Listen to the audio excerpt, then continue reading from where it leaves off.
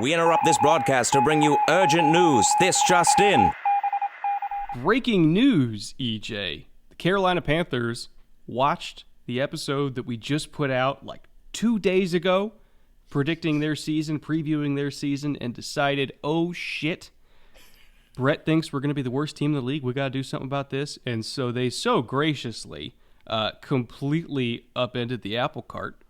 Luckily, before today's show, we were able to record this and react to them trading for Baker Mayfield just in time for the NFC South as a whole recap show. So we're kind of sliding this into the very beginning of this show. The main kind of meat of it we already recorded, like a week ago at this point. But we could not go this entire week without at least addressing the Baker Mayfield trade. In terms of the trade, it was for a 2024 conditional fifth-round pick, which is almost nothing, that will become a fourth-rounder if he plays 70% of the offensive snaps, which probably will. What's interesting, though, is that Baker basically paid $3.5 million to leave Cleveland. He took a $3.5 million pay cut in total. The Browns are paying $10.5 million of his salary. The Panthers agreed to pay $5 million of his salary, and then Baker again shaved off that $3.5 million from the total. So he basically just gave up millions of dollars to leave Cleveland and go get a chance to play somewhere else. Even though, at the moment of recording this, knowing the NFL, you never know what's going to happen tomorrow morning. But at the moment of recording this, it's looking like the new Browns starting quarterback might not actually start at all this season. And Baker is still saying, sucks for you. Peace. Not that the Browns leadership wanted him around anymore anyway, but I find it interesting that the Browns kind of basically tossed him out of the building, in not so many words, and they still might not even get to use the quarterback they did all this for in the first place. Meanwhile, Baker's going to go to Carolina, try to restart his career there. Is it fair of me to say that nobody won here? Completely fair. This is turning out to be a really expensive debacle for, it's just a complete mess for the Browns, and it's really, really costly at this point. If you look at the terms of the dollars they had to eat, the fact that they are not going to, as of right now, have a starting quarterback. It's going to be the Jacoby Brissett show, most likely. All the ill will that they have generated in their own building, in their own fan base around the league, which is sizable. I think they must have underestimated that, or they just flat didn't care. Either way, it's not insignificant, and I'm not surprised. This is my not surprised face that Baker paid $3.5 million to leave. This is a pride-fueled athlete, always has been, has a strong belief in himself, and them telling him that they were even looking at this possibility was probably enough for a guy like that to fracture the relationship and say, what do you mean? I put everything out there for you on the field. I played with my shoulder hanging on by a couple of threads, and you're telling me that you're, flirting with somebody that might not even play next year? And you're going to maybe ever, which, we're not going to get into that because that's a whole nother podcast or series of podcasts. That was a huge slight for a guy like Baker Mayfield, who is, like I said, pride-fueled, pride-based. He runs on belief in himself, always has. And that was probably enough to push him over the edge. The fact that they actually did it was too much. That was the point of no return. He wasn't coming back anyways. I firmly believe that even if they'd said, hey, look, there's a starting spot for you here because our new golden boy, the richest contract ever, isn't going to touch the field, why don't you just come back and play for us? It's in your best interest. He, I think, still would have thumbed his nose and said, not on your life. Like, I'd rather sit, because that just seems to be who he is, and I can't fault him for that in this particular situation. A lot of times I would say, come on, take the best opportunity that's in front of you. In this particular case, I wouldn't have either. So best on him to go to Carolina. Yeah, Carolina listened to our episode, took one listen to our thought for their prospects and went, "Whoop, time to make a trade. We can't go into the season with just that." So it's a better option for them. Unfortunately, it's not really a great landing spot for Baker either, because many of the things that we said in the Panthers episode are still true. Matt Rule's pretty much solidly on the hot seat. It's an organization that doesn't seem to have its ideals in lockstep between ownership, GM, coach, scheme, identity. So he's better than any starting option they have, but it's still a pretty tenuous situation. So he basically, I think, looks at this as a 1-year shot. It's like a rehab assignment. He can rehabilitate his career image, hopefully his health as well, because he's been very banged up, and make the best out of what is not a great situation in Carolina, and not have to deal with his former employer, which I think was the paramount importance here. What I found painful on the Carolina side of things, so their quarterback room right now is Baker Mayfield, Sam Darnold, and Matt Corral. The assets that they gave up to assemble that quarterback room. Yep. A 2nd-round pick, a 3rd-round pick, 2 4th-round picks, a 5th-round pick, and a 6th-round pick. Yep. To get there. And I actually am a fan of Baker Mayfield. I don't see him as like a top-tier quarterback, but I do think he can be an effective starter for you when he's healthy. Yep. Sam Darnold unfortunately never really turned into what we hoped he would, or even what we thought he could at the beginning of last year. To give up that many assets and only maybe have an effective quarterback, not even a great quarterback, that's painful for the Panthers. It really is. And I'm going to keep going back to it. We love J.C. Horn. I had a monster grade on J.C. Horn. Best DB prospect, in my opinion, since Jalen Ramsey. And before he got hurt last year, he was proving that. He was phenomenal. There are a lot of quarterbacks on the board, and they took a corner. Even after we were pretty sure that they still needed a quarterback, regardless of the investment they were making in Sam Darnold. It's inexcusable. It really is. And I don't know if that came from ownership. I don't know if that came from GM, because even looking at the Browns side of things, we know in good authority that the Deshaun Watson decision was more from ownership than it was from GM and coach. That wasn't really their style. It was definitely ownership's style. Maybe a similar thing happened in Carolina where the owner decided to make a decision that was not in best interest of the franchise. I'm not entirely sure. But it's also not unheard of for owners to do that, to basically mandate something, tank their own roster, and then the people that get fired for it are the ones that have to execute those decisions that ownership makes in the first place. It's just unfortunate looking at what was on the board and what could have been, all in the name of getting a corner. Which, even if we love that corner, I'm sorry, a corner can never, ever move the needle like an effective young quarterback can.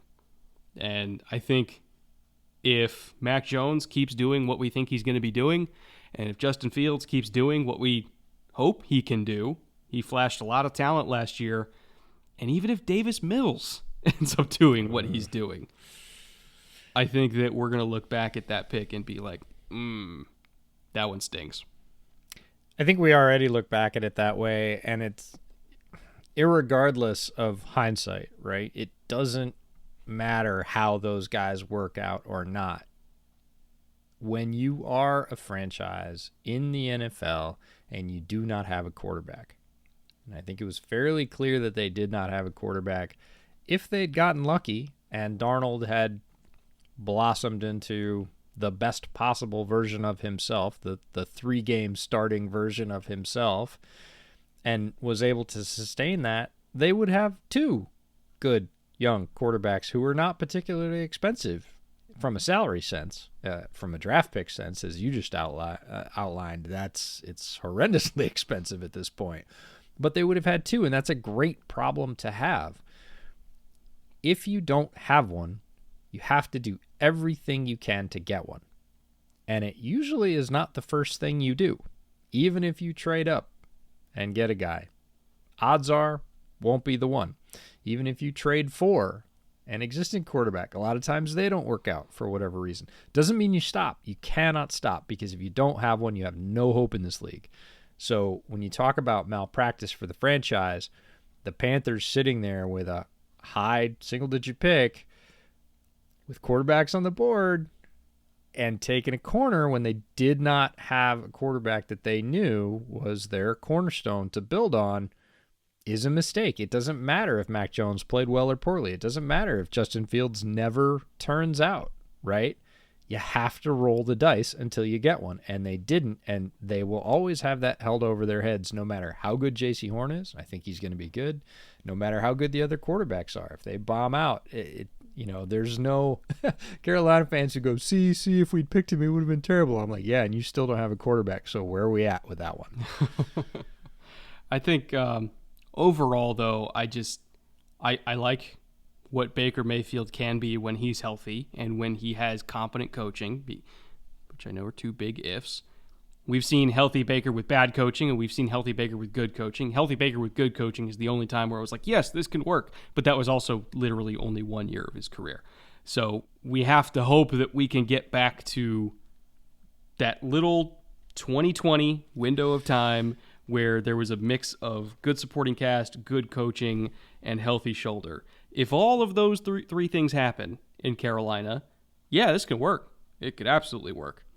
But he will never be the kind of quarterback that will overcome less than stellar coaching or overcome less than stellar supporting cast.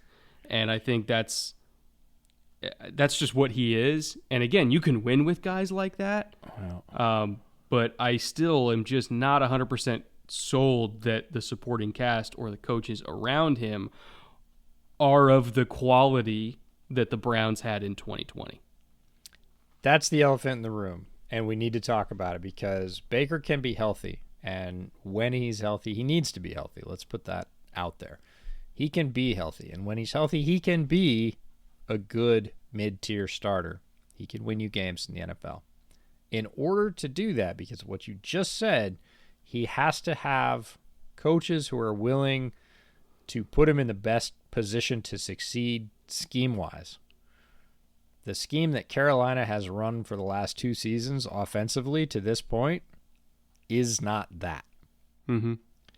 They are 100% going to have to flex to adjust their offense if they want it to be successful with Baker. We'll just say a healthy Baker. Even if he's healthy and they keep the same scheme, his chance for success is extremely low. They need to flex, and they haven't shown a great willingness or ability to do that. And that's the sort of looming thing here is there's the shoulder health, talk about the money and the draft assets and everything else. Let's say he's healthy. Let's say he's ready to go. He's obviously motivated. If the coaches sort of stick and stay, it won't work. And, there will be some highlights, but overall it won't work, and they're going to burn the whole thing down anyways and basically start over. So they're going to have to flex, and that's the one I'm most worried about. I'm not sure. I'm pretty sure they can. I'm not sure they will, and the result will be the same. When people ask, okay, well, what is that scheme that you're referring to? Well, it's literally what, Kevin Stefanski was doing with Baker in Cleveland. It's a lot of play action. It's a lot of bootlegs, things that get him out of the pocket because he's a little bit shorter of a quarterback. He actually throws more. He's more comfortable of a thrower.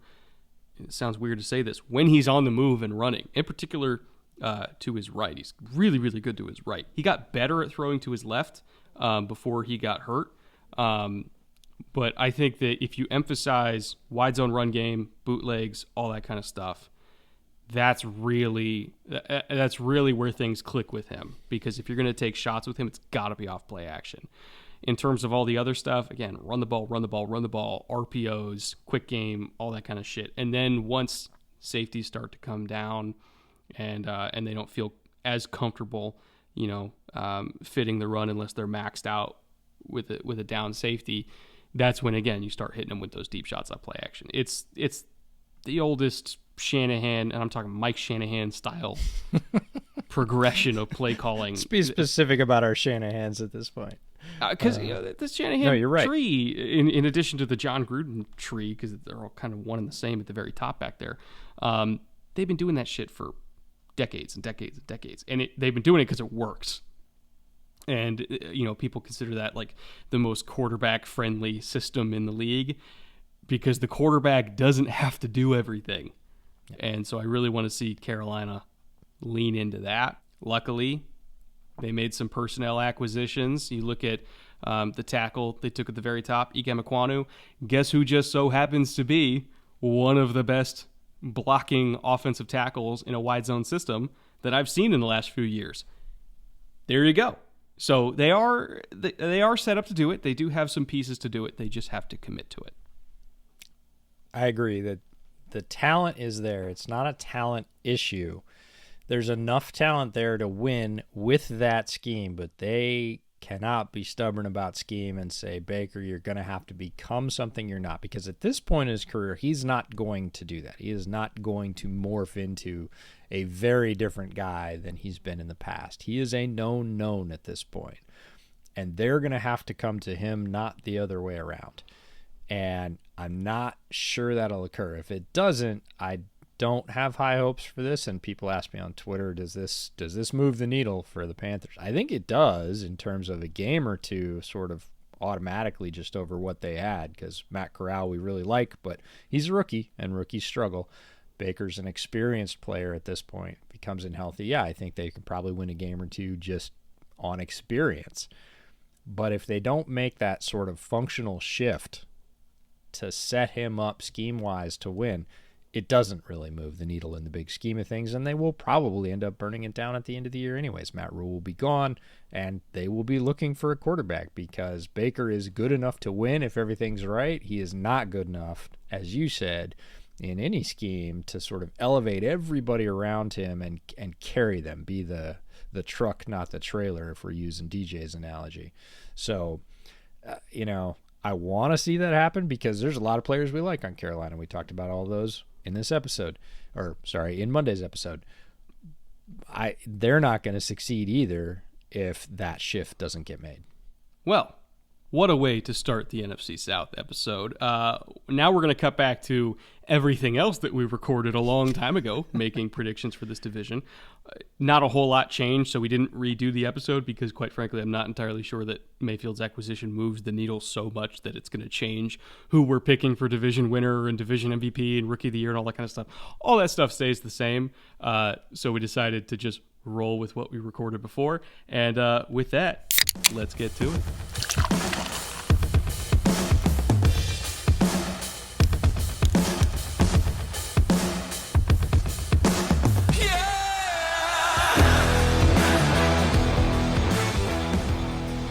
What is up, everybody? Welcome to another episode of the Bootleg Football Podcast. I'm your host, Brett Coleman, here with my wonderful co-host, EJ Snyder, and it is NFC South wrap-up day. We've taken last 4 days in a row, doing roughly 4 hours of content, 1 hour individually per team, going over every single move this division has made on a micro level.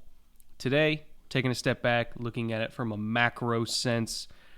Who are the main additions? Who are, predictions for MVP of the division, rookie of the year for the division, obviously division predictions for who's making the playoffs, who's winning the division, all that kind of stuff. So kind of a macro episode today for the NFC South as a whole and how every team stacks up together. But before we get into all that, EJ, buddy, how you doing? What are you drinking tonight? I'm great. We're capping off week 2. Week 1, we had it all in the can when we recorded this. We've released a couple of them out onto the world, and they've been pretty well received, so that feels good. So we're just going to keep driving. What I'm drinking is not so important, but what I'm drinking it out of is important. So Fitzy, who's an absolute gem, one of our patrons, sent me this awesome Aussie Rules football koozie because he sees I use a koozie every week, and he's a fan of the Bulldogs, who apparently won the premiership in 2016. And so to commemorate that, he sent me this awesome koozie. So here's to you, Fitzy. But inside's just seltzer, nothing fancy. What do you have? I have coffee because I have to do 2 podcast episodes tonight and a film room episode, and I have to record an ad read, so late night for me on a Tuesday night. So I'm going to get all nice and jacked up on caffeine, but with pleasantries out of the way, EJ, let's get to it. NFC South, full kind of macro recap from last year. Bucks obviously at the top once again. No surprise when Tom Brady shows up to a division. Generally, he's going to win it. They finished 13-4. The Saints narrowly missed the playoffs at 9-8. They were in position all the way up to the last week of the season, just couldn't quite sneak in there. They needed some help to get in, didn't quite get everything they needed, but they were surprisingly not a pushover relative to the amount of injuries they sustained, so credit to them for staying in it to the end. Falcons both had a rough year and also probably outperformed expectations at the same time. Finished at 7-10. They had some really interesting wins, some really crushing losses in typical Falcons fashion, where by the end of the year we didn't really know what to do with them, and I still on some level don't quite know what to do with them now, but year by year we just hope for improvement. And then the Panthers started out super hot, started out looking like a slam dunk for the playoffs, and then completely fell off a cliff, ended up finishing at 5-12. Tampa obviously won the division. They were the only team to make it to the playoffs out of this division. But, because we like to talk about, carrying momentum, they were not the only team to go 4-1 in their last 5. As I mentioned, the Saints also went 4-1 in their last 5. So I think both teams are primed and ready to come back this year and make another run at it. And maybe we see some improvement from Atlanta or Carolina. But overall, I think this division's a little bit closer than maybe people give it credit. The top 3 could change spots, not substantively. We'll talk about that as we keep going. We both think that Tampa's probably going to stay there, is best positioned to stay there.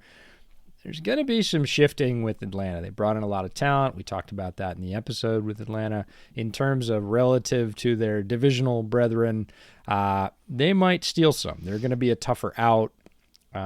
New Orleans, change at the top. Their run at the end of the season, 4-1, a 2-win streak out of that 4-1, overall 5-game finish was really impressive work by Sean Payton on his way out the door. And they didn't have that much turnover. Again, we talked about this in the Saints episode. That staff is very stable. Everybody that is there has been there. It's not a real sort of shifting of the guard, but they are going to have to figure out things like where they're going to get points on offense. So it'll be interesting to see them and the Falcons jockey back and forth to really play spoiler to the Bucks for the most part. And the Panthers need a miracle. The Panthers need a lot of things to work out. Most folks are approaching this as a lame duck year for Matt Rule and his staff. And I don't know that that's wrong. It might not happen, but I would say that would be the most miraculous outcome if that occurs. If Carolina, seriously claws its way out of the basement and threatens anybody for anything, that's going to be probably the biggest news in the division because they feel like they have the longest way to go right now. Might be the biggest news in the conference. Yeah, could be. If they make a legit push. I mean, I know the NFC's not as competitive as the AFC, but just looking at the last half of last year, man, if Carolina turns it around in a span of 9 months from what we just saw at the end of the 2021 season, that would be one of the storylines of the year for me, to put it bluntly.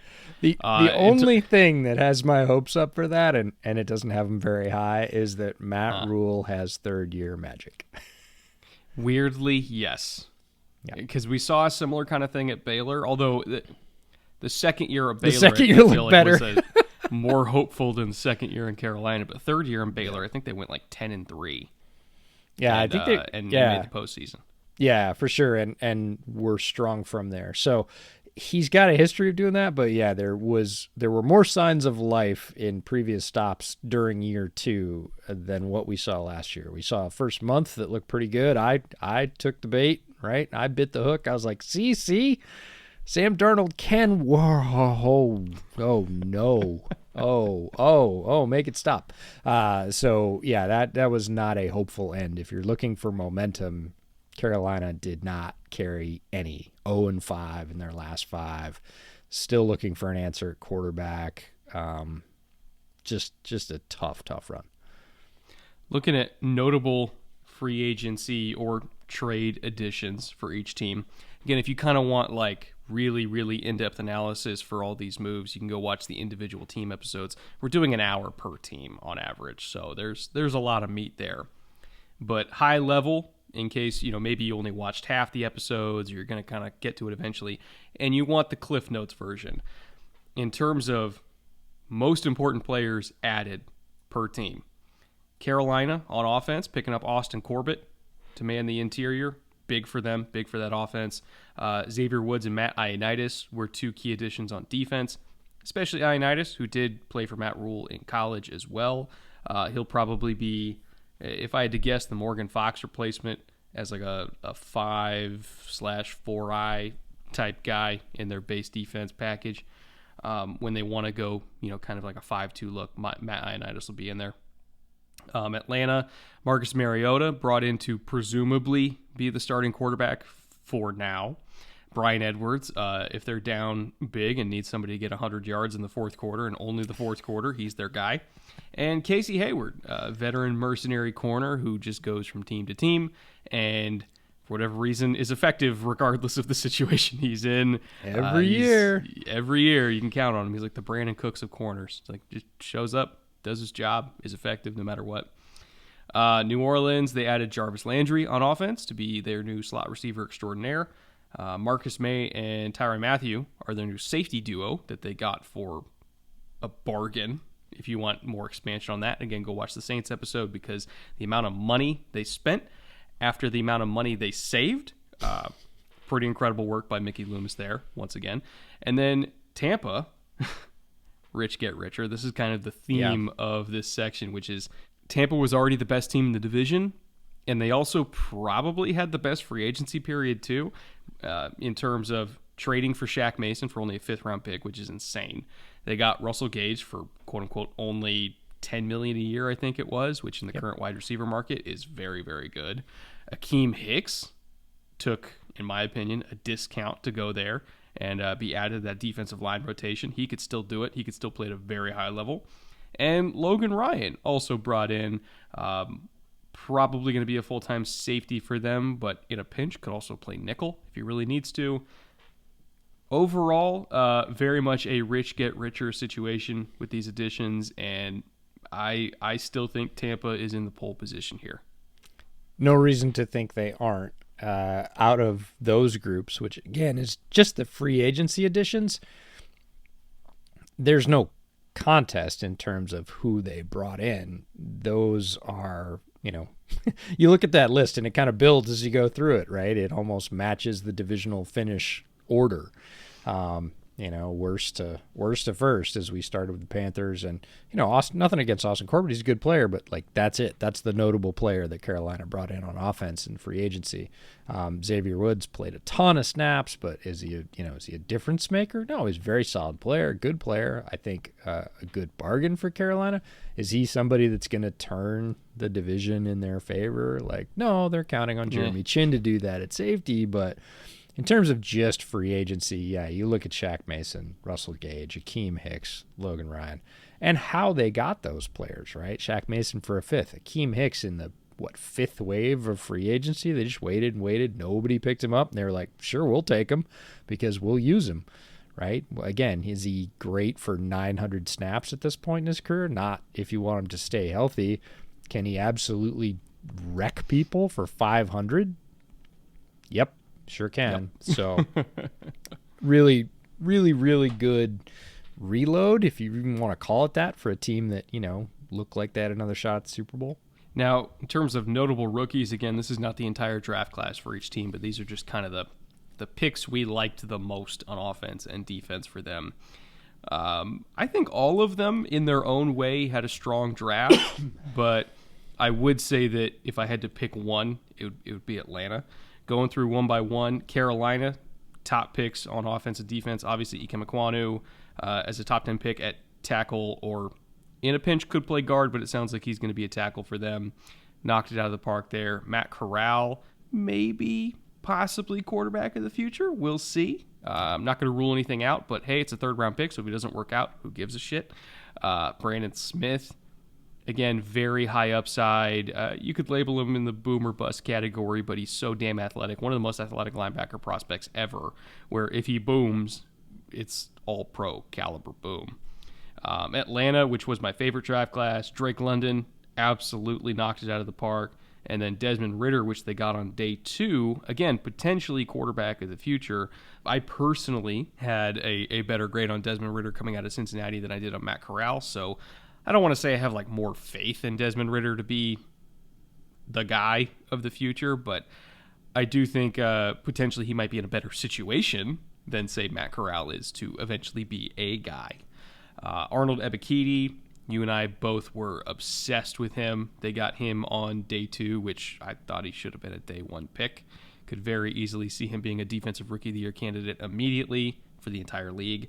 And then D'Angelo Malone, also a value pick, who, 4th round, if I recall correctly. I think they got him 4th round.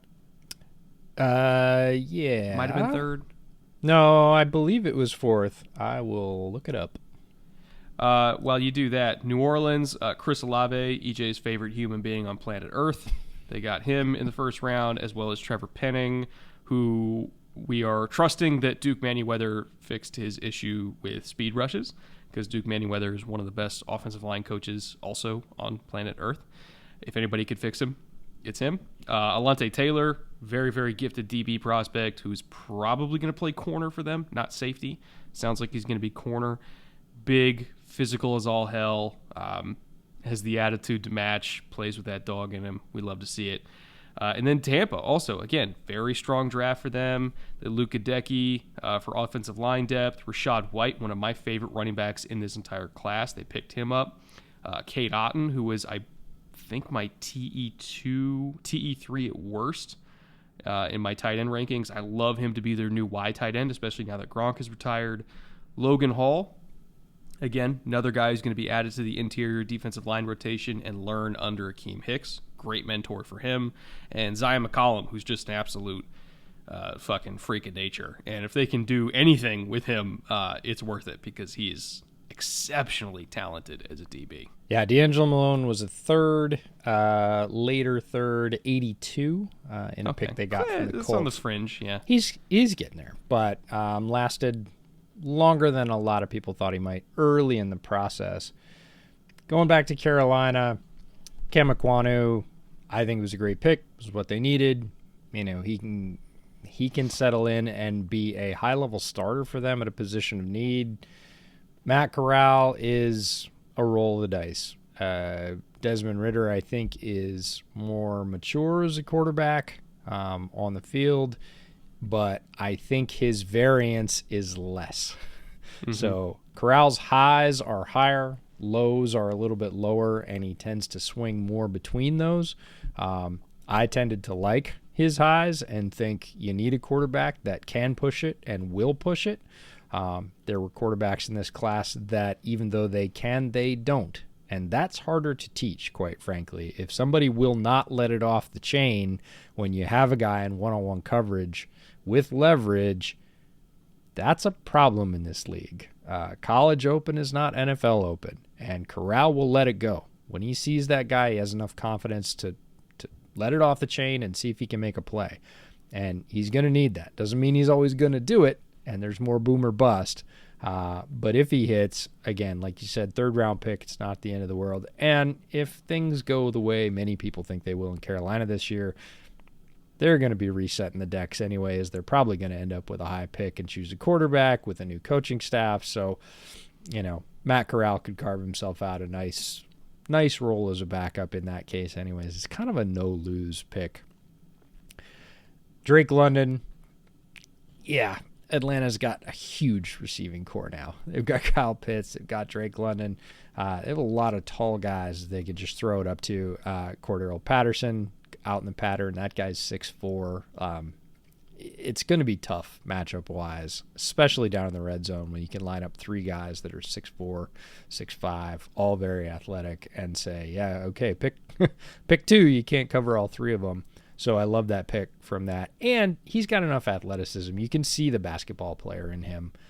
So while he's learning, while he's fleshing out his route tree, while he's learning what works against NFL corners down the field, you can toss him screens. You can put him in jet sweeps, orbit motion, get the ball in his hands, and just let him juke people.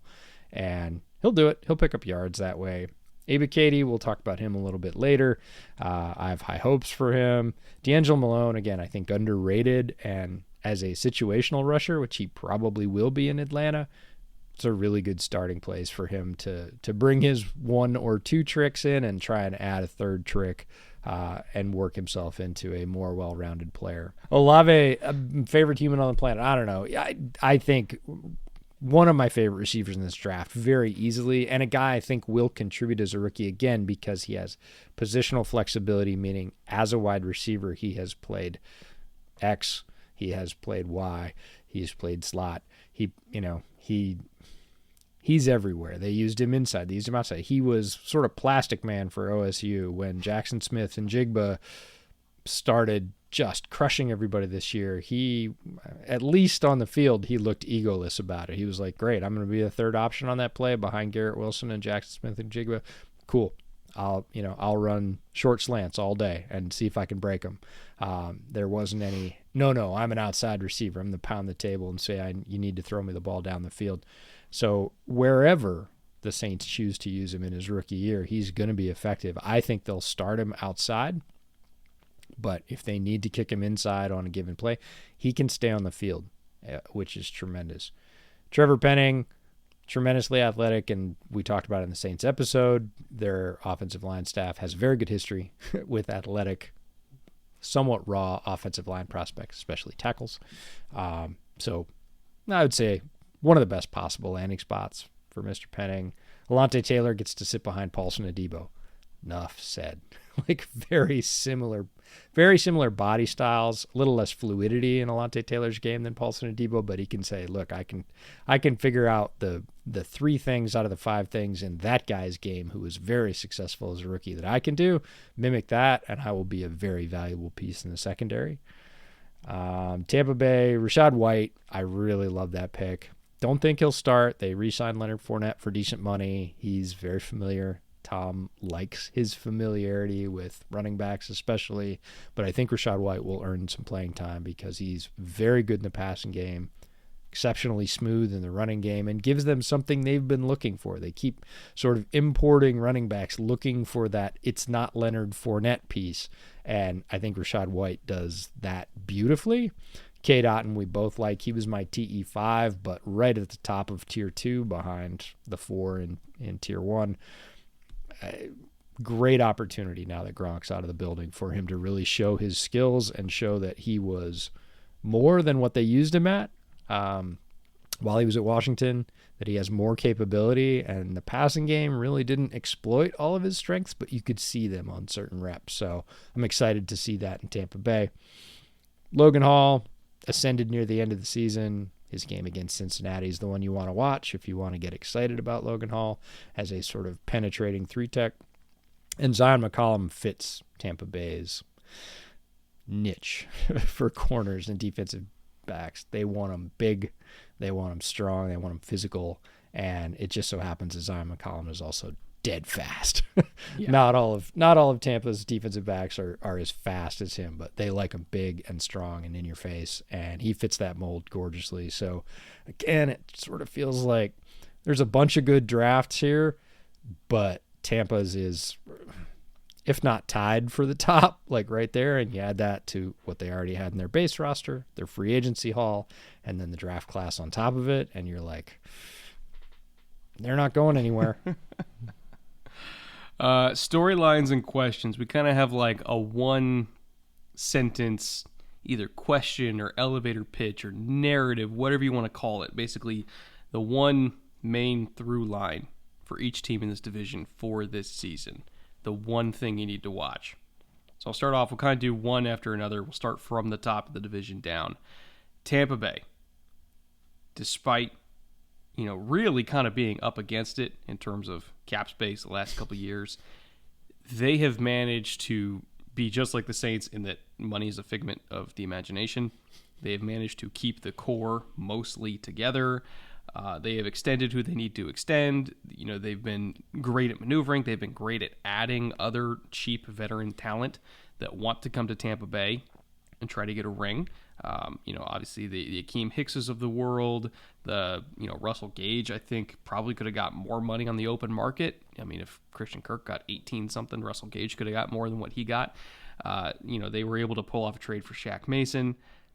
They have done really well at reloading despite having not the most resources in the league. Can they make that work and make another run and be able to get back on top over, all of the Titans in the NFC West, over Green Bay, who, despite losing Devontae Adams, still a threat? Can they do this again twice within 3 seasons?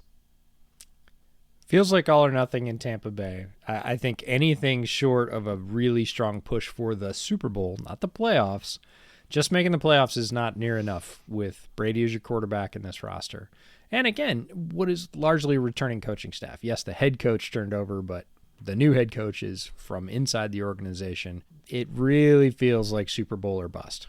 And a lot of that hangs on Tom and his legendary ability to keep a team focused and motivated and not give an inch throughout the season. No easy games given up. It's really about whether he can keep playing at this exceptionally, insanely high level at his age. And every year we keep waiting for the wheels to fall off. We keep waiting for his arm to get soft in December. It just doesn't happen. So is this the year that Brady's bill finally comes due? Or they catch a freak injury, because I really don't feel like who they have as backup quarterbacks could carry them to that destination, to the doorstep of the Super Bowl with a chance to win it. It really comes down to Tom. If Tom stays in and Tom stays healthy, this team will be there. There's no way I will bet against that. If something fluky happens, he starts to fall off physically or he gets hurt, they're still very talented. They're going to win a bunch of games, and it's still going to feel like a disappointment. I'm thinking that divisional game against the Rams last year, I think we see that again this year, but in the NFC Championship game. I think those are, from top to bottom, the 2 strongest programs in the conference, and I'm thinking that Tom is at least going to be in the Final 4, if not the Final 2, because it's fucking Tom Brady. Right. Saints. Their kind of main through line for this year. Can Dennis Allen and Jameis mirror the success of the Peyton and Breeze combination? I'll answer first. Offensively, no. In terms of team success, I do think that Dennis Allen is a really good coach. I think that Jameis has improved at quarterback since he got there. I think, in his short time that he was with Sean Payton, I think he actually did a pretty good job of kind of, I don't want to say rewiring how his brain worked, but he did seem to not have so many YOLO passes in that offense. And I think the continuity of the coaching staff, other than Peyton, is good for Jameis. It's still same OC that it's always been. Same system, same language, more weapons now because he's got Jarvis, he's got Olave, Michael Thomas maybe coming back. At least we hope coming back. So I do think that, in terms of offensive output, they're not going to match prime Sean Payton and Drew Brees because almost nobody ever will. In terms of team success, i.e., you're getting to the playoffs and from there you're a threat to everybody there. Yeah, I still think they're going to have that same level of team success where you get them to January, they've got a legitimate shot. Out of all the teams that the Bucs should be scared of, it's the Saints. It's absolutely the Saints because, weirdly enough, when the last time the Bucs beat the Saints was in the regular season, regardless of who their quarterback was, whether it was Jameis, Tom, anybody. When the last time they beat them in the regular season? Nope, no idea. September of 2018. They've got their number. They have, it feels like forever. I mean, that feels like a very long time in the what have you done for me lately NFL. You're talking, years. And it feels kind of like that's their identity now, not just for the Bucs, right? Is to be the team in the NFC that's a little bit dark horse, not worst to first. Obviously, they finished second in the division last year, but just everybody kind of thinks, they've got enough, but it's a 9-win team, it's a 10-win team, and it's just the Saints' job to come in and kind of tip your apple cart over and be like, nope, defense is still really hard to play against. And if it's a week, like you said, where Jameis is on and it's that long ball Jameis and they're getting, some big connections and Kamara's getting loose and that offensive line is really hurting people, which they have the ability to do. Like, if that comes together, they feel like they can beat anybody in the NFC on a given week. What they don't do is do it every week, right? It doesn't feel inevitable with them. It feels like, this is one of those weeks the Saints came to play. Watch out. And then other weeks, the Saints should be rolling over these guys, and they're getting beat by 15. They've got 3 turnovers. The defense is on the field too long. Like, it feels like they play more than their fair share of those games per season, and the end result is a 9 or 10 win team with some dominant wins where they rolled over Brady and the Bucs, and you're like, they can beat anybody. And then maybe the next week they don't do it. So they're the definition of a team that can take down any contender and also lose to any bottom feeder in a 2-week period. Nothing surprises me with them, which is why I basically don't bet on the Saints, because you really never know what you're going to get. They're the Steelers of the NFC. It's like, okay, they'll beat Buffalo week 1, and then they'll get absolutely destroyed, by Cincinnati the next week, so you never know what you're going to get. All right, Atlanta, main storyline here. How long can Mariota hold off Ritter with this newly minted, towering receiving core? I think it's less a function of Mariota's ability. I think if he's healthy, he could potentially start the whole year. The thing is, I don't trust him to be healthy. I think we get 5 or 6 weeks into this thing just based on his, history coming into the league. Was it 2015? So we've got like a 7-ish year sample size. There was a couple of years as a backup, but in all of the years where he was exposed to a lot of snaps as a starter, he eventually got hurt pretty much every single time. So I think healthy Marcus starts, but unhealthy Marcus will eventually show up. And at that point, Ritter's getting on the field. And once he's on the field, quite frankly, I don't think he's coming off. So I'm going to give it by week 9, Ritter starting. Not necessarily because Marcus is bad. I just don't think he's going to stay healthy. Both things you said there, I believe, are true. If Marcus is healthy and on the field, I think he has more ability, and that's what people want to see. That's the sort of, when we talk about ceilings and floors, right? That's the ceiling that everybody wants to see consistently for Marcus, because he does have ability. Is it top of the league ability? No. Is it solidly in the middle third and the ability to play even towards the top of that group if he's, healthy and on the field? Yeah, he has that kind of ability.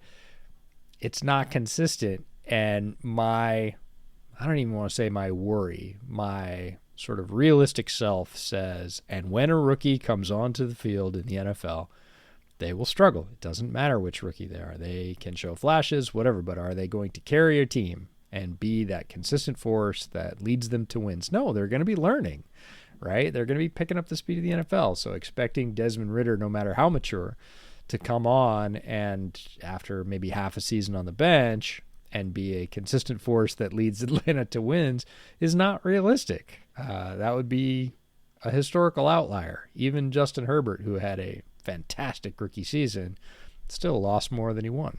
So the only way I think Atlanta really improves this year is if Mariota stays healthy. And, he already has those rookie lessons well behind him and the ability to leverage what is starting to be a really sort of tantalizing offensive core in Atlanta with a coach that understands how to build high-powered offenses, right? Had a trigger man not that much different than Mariota's skill set wise with Tannehill when he was in Tennessee, and did very, very well with it. So that seems to represent their best chance, but like you, I don't think that lasts all year. And then, it will go to Ritter. I doubt he comes off the field because he feels more the future than Marcus does.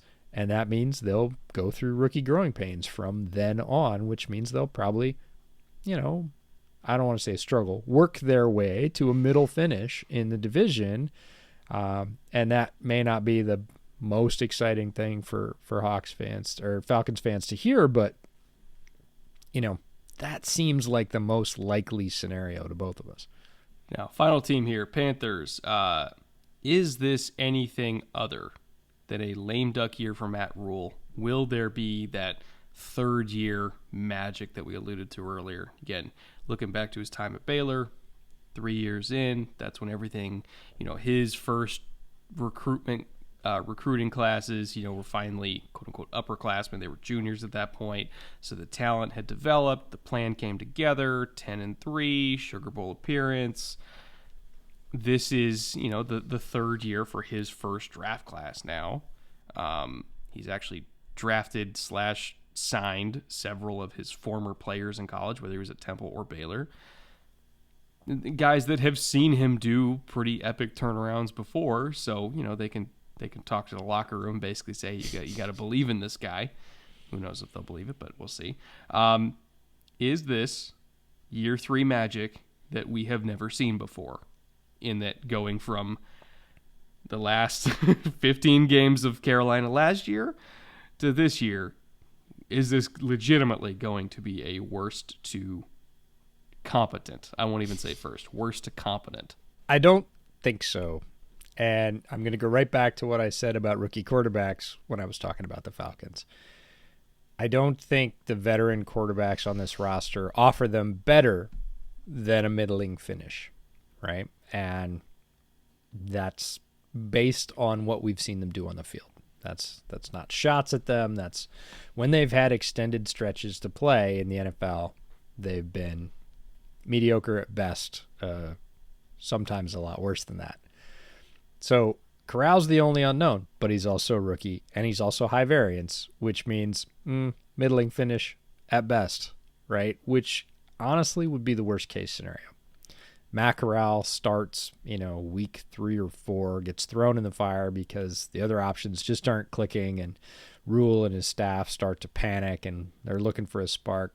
Corral comes on and provides that spark, sometimes high, sometimes low, and they win 7 games.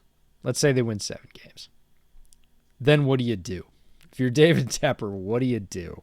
Right? You got a hotshot rookie quarterback that showed some flash and made people excited, basically lowered your draft pick significantly, and a coach who is in his third year and did average, didn't have that third year at Baylor. Like, that's the worst case scenarios. Then what do you do? Do you double down? Do you re-up? Do you bring him back? I don't think he's the type of owner to do that. I think he's the type doesn't of feel owner like it that cuts bait and just says, I'm gonna get something better. Right, and half of the Carolina faithful are going to say, come on, you drafted him, he was just a rookie, he didn't have a chance. Like, it's just the worst case scenario. It'd be much, I know this is hard to hear, Panthers fans, it'd be much better if they win like 3 or 4 games. And, whether or not Corral shows flashes. Like, Corral shows a whole bunch of flashes and they win 3 or 4 games because maybe he didn't start until later in the year. That's probably the best case scenario. He gets some of those rookie snaps out of the way. He's available, and the next staff has some tape to evaluate him under live fire, and, they come in, and at that point they're probably going to pick a quarterback that they can groom on their own anyways, because that's typically what happens. But maybe they kind of take like the Davis Mills approach and say, maybe we got something here and we don't need to spend a top asset on a quarterback and we can build for the other holes. I think it, long story long, ends up being a lame duck year for Matt Rule. I would have expected to see more movement in year 2, and it wasn't there. All right, division predictions time. My favorite part of the show. So this is where we're going to be talking about division MVP, offensive player of the year, defensive player of the year, offensive rookie of the year, defensive rookie of the year, coach, and division winner, all within the NFC South. It's not league-wide, just within the division. Now, division MVP, I'm not even going to spend any time on it because obviously Tom Brady, the GOAT, no explanation needed. He's our pick for division MVP, and 9 times out of 10, he's going to be it. Offensive player of the year, you and I differ a little bit. I've got Christian McCaffrey under the presumption of health. I just saw that and I was like, well, You can Here's rewind a my little argument. bit. Here's my Okay, argument. Go ahead. When he's healthy, he is an elite running back. Yes. One of the best in the league. Not just a two-way player, a three-way player. Health has been the issue. If he stays healthy this year with a revamped offensive line, you got a starting five of probably Ike Mekwonu, Brady Christensen, Bradley Bozeman, who they brought over from Baltimore, Austin Corbett, who they got from the Rams, and Taylor Moton. That's a legitimate starting five. For sure. If Christian's healthy, with an improved offensive line, especially one with the overall run-blocking prowess that five has on paper, plus the fact that I think they're going to run the absolute shit out of the ball, because that's what Matt Rule Probably. wants to do, and they're going to need to with their quarterback situation. I think Christian McCaffrey is going to get a lot of touches, and I think he's going to do a lot with those touches, and probably, again, health permitting, be one of the 3 to 4 most productive running backs in the entire league. Health is not going to permit him to do that, I don't think. And I feel awful for CMC because he works as hard as anybody in the league at being healthy, at keeping his body in tip-top shape, in training at the sort of top end of the performance tier. He's just one of those guys that puts in every bit of effort you could want and is snake bitten with injuries on the field. He can't stay on the field. So what you just said about Marcus Mariota, I'm going to bring right back to Christian McCaffrey. Yeah, if he's there and healthy, yes, he can lead them. He can be their starter, their star, all of that. I don't think it lasts the whole year, and I'm just basing that on the fact that it never, ever does. You get these great flashes. Oh, he looks tremendous in camp. Awesome. Rips off 4, 5, 6 games. Again, great two-way player. His dad was a wide receiver, fully understands the passing game. He was one of the first running backs in the league that really had that balance that he could hurt you equally in either way. He looked just as good in routes as he did running the ball. Tremendous athlete. But then the high ankle sprain, the nagging whatever shoulder, like things just drag him down or just knock him out completely, just not on the field. And for that reason, I can't do it. And if they're going to focus on it, it's even worse, right? It's better in terms of the touches. more touches he gets. Right. At this point, like, they're going to run a lot. And I don't disagree. The line is built to do it. That's their major skill set. Their quarterback is not going to be like, hey, you should be letting me chuck it up 50 times a game. Everybody in the building is going to be like, no matter which quarterback it is of the 2 or 3 they have on their roster. So, yeah, like pound the rock. Like how many touches per? No, that's not a great scenario for Christian McCaffrey. He needs less for it to be impactful. And so I just don't see all those things aligning. They all sound really good on paper, and I agree with the arguments, but I think the sort of health permitting is as far as I let the argument go before I go, I'm not putting my money on that because I don't think I'll get it back.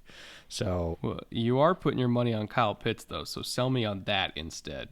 Well, I went back and forth between 2 wide receivers, and I'm going to call Kyle Pitts a wide receiver. Sorry. Well, sorry, not sorry. He's one of the best X's in the league. Mike Evans was my first choice. With Brady, best team in the league. Gronk's gone. He'll get some more touches. Yeah, I know he's going to be splitting them with Chris Godwin, but it's like Mike Evans is a Hall of Fame wide receiver. He's just super consistent. He's going to have the chance to have a few more touches this year, maybe a few more touchdowns, but he's just so consistent and not very loud about it that I don't feel like he would ever draw himself enough attention to himself. He never does. He never has, that he would win something like this. And Kyle Pitts, while he is fairly quiet, or at least was fairly quiet as a rookie off the field, on the field, he was super loud. Like whenever he was on the field, you knew exactly where he was because he was burning everybody. It didn't matter where they aligned him. Sometimes they aligned him deep, wide outside. He was their X, their starting, alpha wide receiver. He's crushing corners. Anybody inside, complete mismatch. I think we all knew that coming into it, that he was a unicorn that was going to be very tough to cover. Yep, he's proved that. There were no sort of like, adjustment to the league issues. Like, no, he's 6'5", 6'6", runs like crazy, super athletic, great catch radius. He just kept doing it. So I'm going to say that Arthur Smith and co have figured out what he can do and also figured out, hey, he should probably be the primary option. I don't care who else we have on the field. He should probably be the primary option on every play. And that kind of focus can lead you to a season of high productivity. And if your team does okay, if they finish in the middle, if they're not in the cellar, and you have somebody that puts up 12, 13, 1,400 yards and double-digit touchdowns, they're going to get attention for those awards. And so that's why I eventually lean towards Kyle Pitts. Now, speaking of Falcons, you and I agreed on Defensive Player of the Year for the division. That's A.J. Tyrell. I think there's a very easy argument to be made that he is the best corner in the league at this point. Certainly on a snap-by-snap basis, probably the most efficient in the league, like even over Jalen Ramsey, Trey White. I mean, you name him. Like he put up ridiculous coverage efficiency metrics last year against a lot of really, really, really good receivers. If you kind of want like an expanded look at what he did, you can go watch our Underrated Players episode. He was kind of the poster child for it. Even though he got second-team All-Pro, he's still underrated in our view because he should have got first-team All-Pro.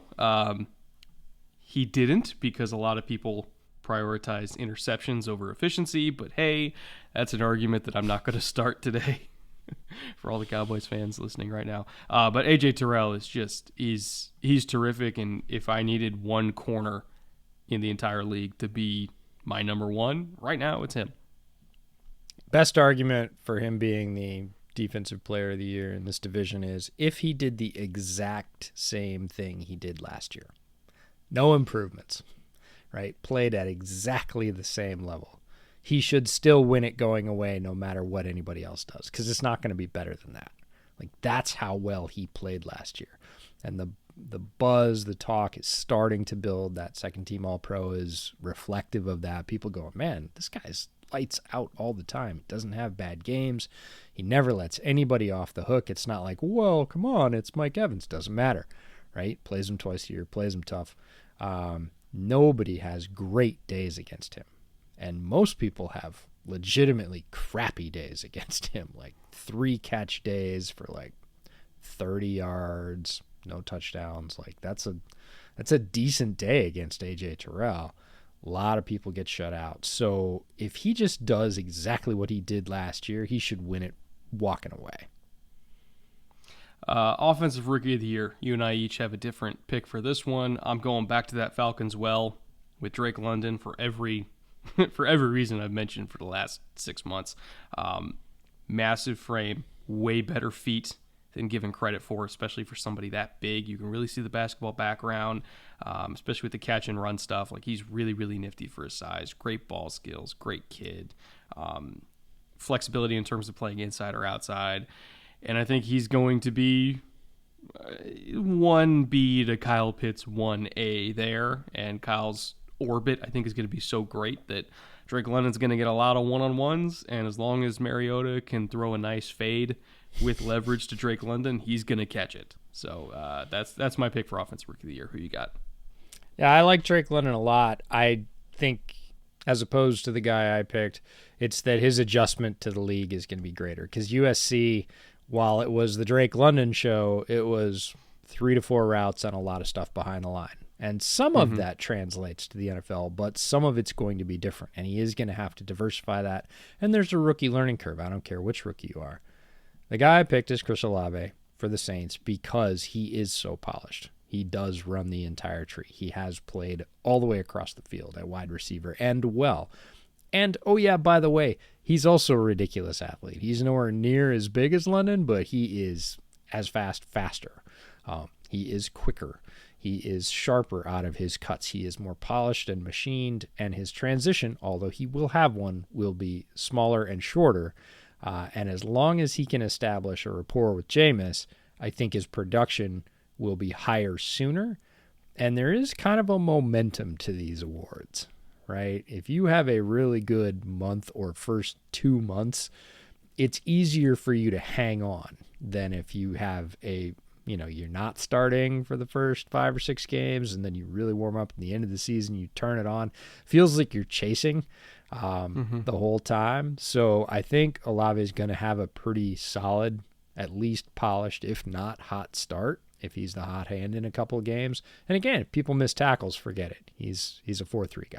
Like he will go the distance, and he's going to have a couple of those for sure. Playing indoors, yeah. So I think he's probably going to get a hotter start for both of those reasons, and that counts for something in these races. The Falcons Awards just keep rolling through. Defensive Rookie of the Year. You and I both agree. Arnold Ebiketie, he's going to be a day one starter because, good Lord, they have almost nobody else. In fact, both him and Malone will probably end up as the main snap getters at edge for this Falcons defense.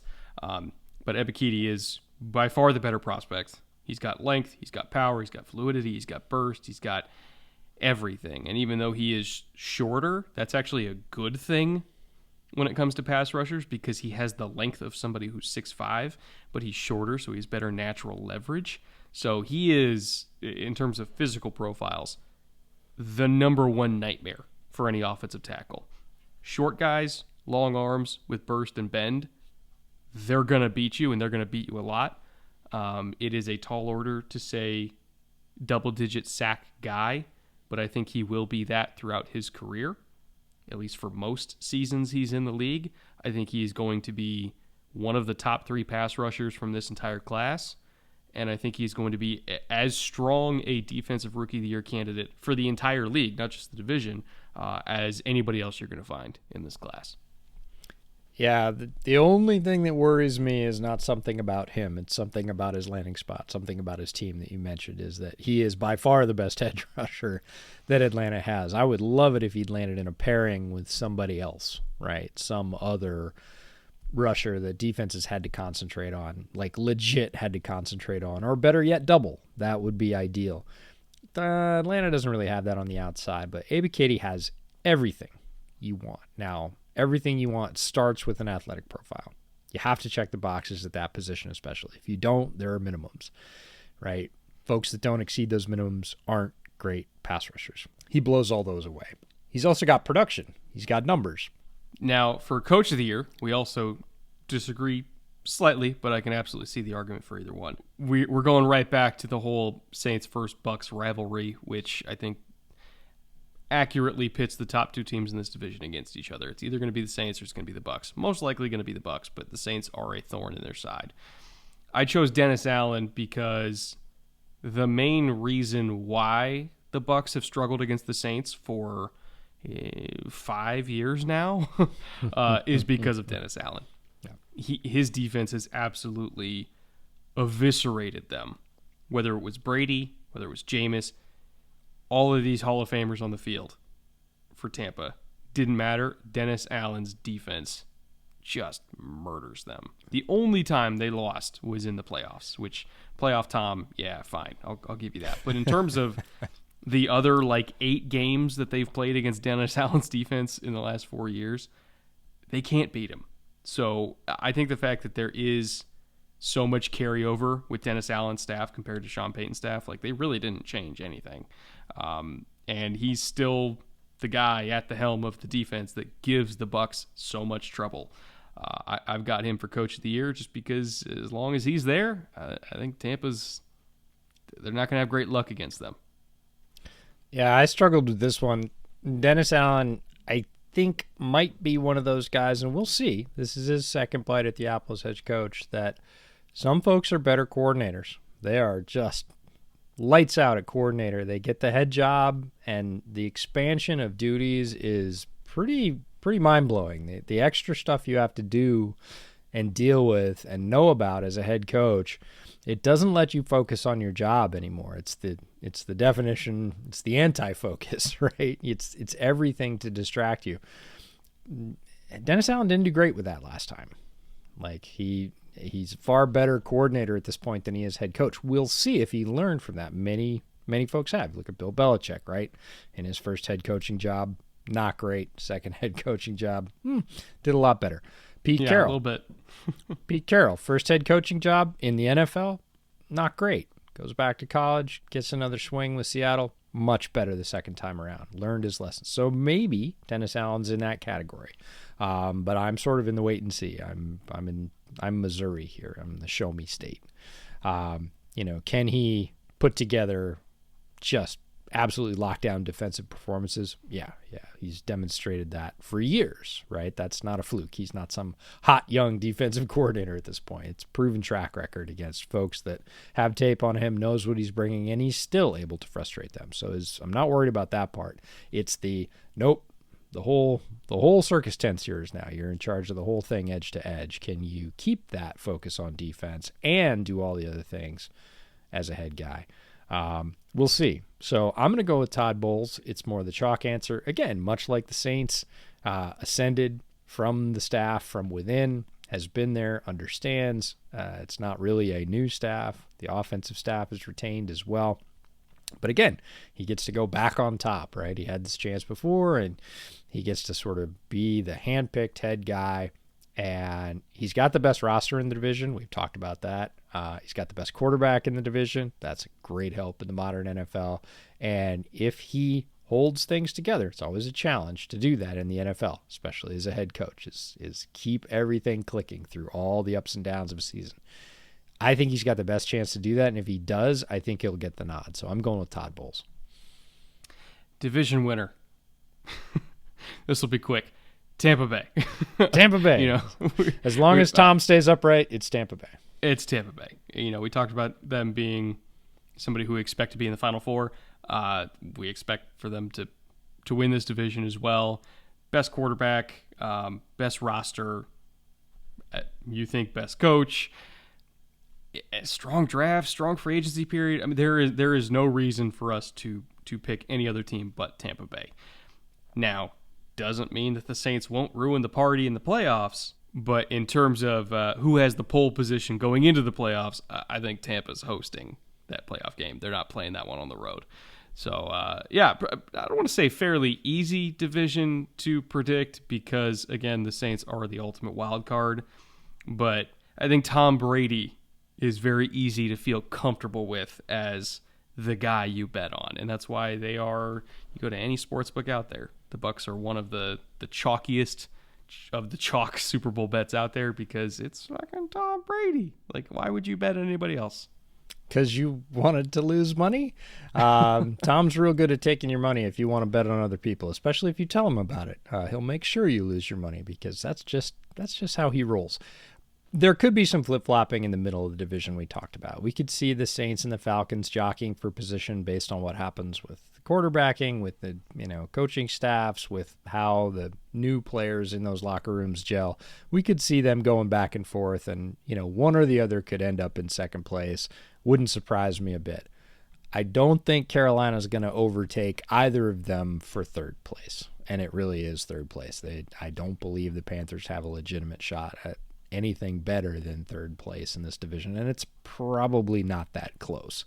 So in terms of easy, maybe it feels, again, right now in the middle of the summer when we're recording this, the most predictable or one of the most predictable divisions, but the NFL has a way of turning things on its head every year and sort of putting aside the best laid predictions pretty quickly. Well, that'll do it.